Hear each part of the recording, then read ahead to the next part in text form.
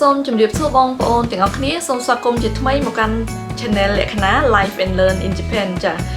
ថ្ងៃនេះនាងខ្ញុំចង់បង្ហាញអំពីផ្កាមួយប្រភេទឈ្មោះថា Butterfly Ginger ឬក៏ហៅថា White Ginger អញ្ចឹងគឺជាឈ្មោះភាសាអង់គ្លេសប៉ុន្តែយើងហៅថាមេអំបៅសហើយ Ginger ហ្នឹងគឺខ្ញីចាខ្ញីបែបដែលចេញផ្កាពណ៌សហើយទម្រង់រូបរាងដូចជាមេអំបៅហើយ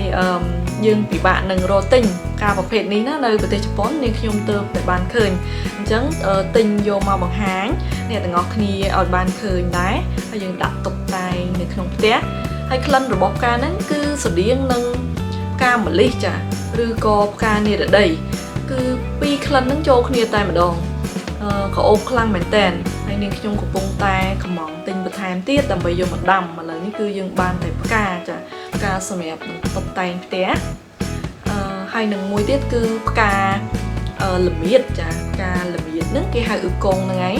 គឺផ្កាល្មៀតសម្រាប់តុបតែងផ្ទះប្រភេទធំមែនតែនចាអញ្ចឹងសូមអញ្ជើញទស្សនាទាំងអស់គ្នានៅខាងក្រោយខ្នងរបស់នាងខ្ញុំនេះចាធំមែនតែនចាបងប្អូននេះគឺជាផ្កាយើងហៅថាមេអំបៅសឬក៏ខ្ញីចាខ្ញីពណ៌សហ្នឹងចាទម្រង់ផ្កាគឺដូចជាសត្វមេអំបៅអញ្ចឹងបងប្អូនមើលនេះចាបែរមកខាងនេះក៏បានយើងមើលទៅមួយផ្លេតគឺដូចមេអំបៅចាស្អាតមែនតើហើយក្លិនក៏អូបខ្លាំងណាបងប្អូនក៏អូបអត់ឈួលដូចផ្កាលីលីទេបើសិនជាអ្នកនៅស្រុកខ្មែរបងប្អូននៅស្រុកខ្មែរអាចប្រហែលជាអាចដាំបានឬក៏អ្នកខ្លះគាត់អាចមានពូជដាំហើយតែម្ដងព្រោះផ្កានេះគឺដាំនៅក្នុងស្រុកក្តៅនេះគឺមានចាមកកញ្ចុំគេមកអញ្ចឹងណាហើយវាមានផ្កាចេញមកពីខាងហ្នឹងតែម្ដងចុងពេលវារីកហើយគេអាចកាត់វាចេញបានអានេះវារៀងស្ពូនហើយដោយសារតែយើងដាក់វាមួយថ្ងៃពីរថ្ងៃហើយបងប្អូននៅសល់ខ្លះចានៅសល់មួយចំនួនដែរហើយវាអស់ទឹកយើងអត់បានថែមទឹកវាតន់ណាវាទន់បន្តិចប៉ុន្តែតម្រង់នៅស្រស់ស្អាតដដែលចាវានៅរីកមកថ្មីទៀតនេះស្អាតមែនតើបងប្អូននាងខ្ញុំចង់ទិញយកមកដាំនៅតាមចំហៀងផ្ទះយើងបើប្រួយបើទ្វារមកគឺក្លិនក្អូបយើងអត់ពិបាកដាំផ្កាម្លិះទេព្រោះនៅស្រុកជប៉ុនយើងអត់មានផ្កាម្លិះទេផ្កាម្លិះតាមពិតយើងមានដែរតែពិបាកដាំហើយវាងាប់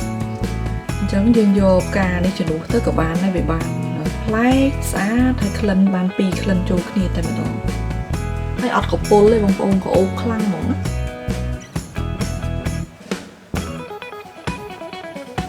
ហើយដើមនេះគឺធំដូចដើមខ្ញីអញ្ចឹងស្លឹកអីគឺខ្ញីតែម្ដង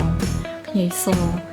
នាងខ្ញុំអត់ទាន់ដឹងពីអត្ថប្រយោជន៍ថាគេយកទៅញ៉ាំឬក៏ធ្វើអីបានទេប៉ុន្តែធម្មតាប្រភេទខ្ញីអញ្ចឹងគឺអាចឆុងជាតែញ៉ាំបានណាហើយផ្កាមួយប្រភេទនេះគឺគេហៅអ៊ឺកុងដែលជាផ្កាល្មៀតធំមែនតើនេះបងប្អូនមើលផ្កាធំណា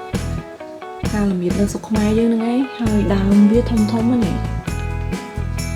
នេះគេដាំលម្អសម្រាប់ធ្វើផ្កាហ្មងហើយយើងយកមកតុបតែងផ្ទះយើងយកមកធ្វើអ៊ីកេបាណាមានន័យថាការរៀបចំតុបតែងផ្កាអញ្ចឹងណាស្អាតនេះគេធ្វើជាម៉ូនកតុយហងអញ្ចឹងហើយយើងមានអ្នករៀបចំផ្កាយើងពិសេស